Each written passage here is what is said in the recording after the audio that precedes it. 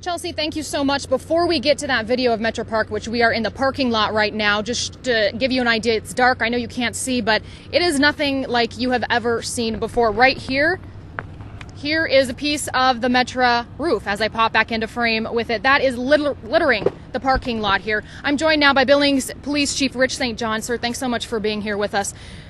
Unbelievable amount of damage that we're seeing here, unlike Billings has seen in decades. Yeah, that's correct. In my time, I've never seen or heard of a tornado touching down in Billings. It's always been on the outskirts of town, and significant amount of damage. We're just very, very fortunate we had no fatalities and only minor injuries. Talk to us about what was happening behind the scenes on the city level, on the county level, getting the authorities together, pooling your resources to make sure everybody was okay and safe, and moving ahead. What is the plan of action? Well, obviously it's a massive response by emergency services when something takes place. So police, fire, sheriff's department, highway patrol, and fire department, all in a coordinated effort to make sure that we're taking care of any emergency calls and making sure that people are staying out of the danger area, and trying to to make traffic flow as evenly as possible. And very, very difficult. The damage was so widespread, it was very, very challenging to all those services. What are some of your officers telling you who have been out on the scene, up in the heights, or places that a lot of folks at home haven't seen and haven't been, and a lot of us can't get to? Well, I think that like everybody else, they're just astounded at the damage that came so quickly. The amount of water that was flowing over roads and out of the banks at Alkali Creek and down around Nutter and Wicks, just all of the the debris that was flying around. And I think the number one thing is most people are astounded that we didn't have any fatalities. We were so very lucky that this didn't take place at a Monday rush hour or even last night at the Outlaws game. It just could have been so much more tragic. Chief Rich St. John, thanks so much for being here with us tonight. Appreciate it. I'm sure we'll be talking to you a lot more in the coming days as the cleanup continues here. The chief was just mentioning, thank heavens this was not on a Sunday night. A lot of times the Outlaws are playing here a Sunday home game at the Metro Park. And as we were saying, the damage at the Metro is extensive. Let's go ahead and take a look at some of the daytime video that we shot for you out here. The tornado completely ripped off the roof of the Metro. Power lines are scattered around the Metro and trees stripped of leaves. It's not uncommon, like we were saying, for the Billings Outlaws football team to have a Sunday game here. General Manager Bill Dutcher says he's just thankful that no one was inside when the tornado hit. The first thing, as in anything, is we were at the Outlaws game last night, cheering on the Outlaws, arena full of people. Yeah, we put new gutters on this week, new lights in the building, improvements are being made. The first thing is nobody was hurt on 189 acres. The clouds just moved as fast as you could imagine them ever moving. And as soon as you know it, there was just a long tunnel, like funnel, all the way down, and we could just see it perfectly right down Main Street. The clouds were really low and swirling. It was just eerie. I've lived here my whole life, and I've never seen anything like it. It was scary. It was really scary because you couldn't see anything because the hail and the rain was coming down so fast. Sunday's storm brought serious damage to the area around Airport Road and Main Street, but nearby homes were relatively undamaged. What we got at our house was the skylight shattered out and all the debris and water coming in, but it's definitely fixable compared to this stuff. It's just amazing to me that within 4 blocks of my house, businesses are gone and people's livelihoods are gone, and you can't drive, the streets are gone, and the Metro's gone. The tornado literally ripped the roof off of Metro Park and scattered pieces of what was once the building across the heights.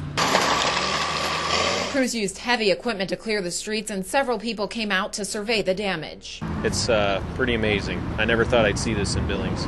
Residents say it makes you think about what's important in life. You don't really think so much about your possessions. You think more about the safety of one another and making sure that everybody's okay. And if there is a silver lining, it's that no one was injured in this storm.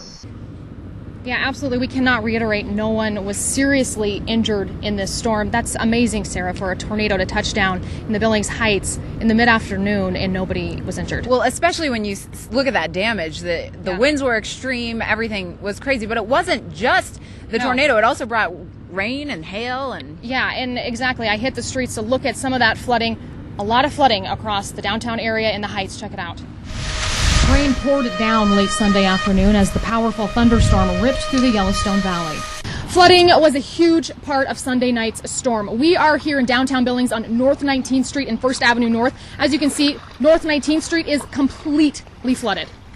Well, we had that twister we saw the twister over here, and it opened up, and the street started flooding. Just down the street on the 200 block of 19th Street, this family's home flooded. About 4 inches of rain filled their basement. All my stuff downstairs is ruined. I have nothing left. I mean, I'll have to spend money to replace it. I got TVs, washer and dryers, clothes, beds.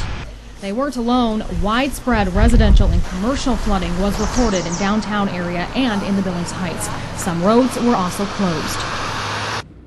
Unbelievable. I was stuck in some of that. We were stuck out in Lockwood on our way back from a trip, and just driving through town, you felt like you were going to get swept away. I got to say, though, a lot of that flooding has gone away now. A lot of the downtown streets are cleared again. A lot of those roads that were closed are back open. But a lot of those families whose basements were flooded, they're going to be dealing with that for a few days to come. Absolutely. And when we're talking about families, a lot of people were interested in just coming out to the area to see exactly what was going on. And it's quite a sight, honestly, but the increase in the number of people out in these bad conditions has led to some safety concerns. Go ahead and toss it to a soundbite from the battalion chief. Talk about some of those concerns. Our concern is the safety of all the people that keep coming out to look to see, which is fine, but it also is a problem to get emergency equipment in and keep those people safe from being injured with debris and stuff like that. And, of course, about those flooded basements, he said, of course, call MDU if your basement is flooded, because it could lead to gas problems or electrical problems. So don't venture down there. You don't know what could be down there. Call the authorities first. Yeah, and the safety issue, there are a lot of down power lines out here around Metra, likely could fall on the streets, and that's another reason why they want to keep the people away from there. And when you do look at it, you'll see why you do need to stay away from here, because it is a bit of a disaster area. They are closing Main Street from this area, from around Metro Park all the way up until Hilltop. Pretty much the only way to get in and out of the Heights right now, they're telling us, is on Airport Road. Take Aronson in and out of there. Otherwise, you're going to have to hit the highway out by Huntley to get back into Billings. Again, Main Street in this area is closed indefinitely until tomorrow when we learn more, but at this time it is closed. Metro Park officials are meeting at 8 a.m. tomorrow with Yellowstone County commissioners at the county courthouse. That is when they say they're going to start assessing the amount of damage that they have here, what the cost might be, and what to do moving forward. Because, Sarah, there's a lot of high-profile acts coming here. We have Carrie Underwood, we have Brad Paisley, we have the Antique Roadshow that was set to come here next weekend. The AKC Dog Show was going to start Tuesday. There's a lot of stuff. The fair, has been here for the Outlaws game next Outlaws week. Game. Yep. So there's so much still up in the air right now. It's heartbreaking when you see the damage that has happened here. But again, we can't be more thankful that nobody was injured. Absolutely. And like we said, there are a lot of unanswered questions. We at Color 8 will be keeping a close eye on all of these stories. So keep it tuned to Color 8 for all the latest details.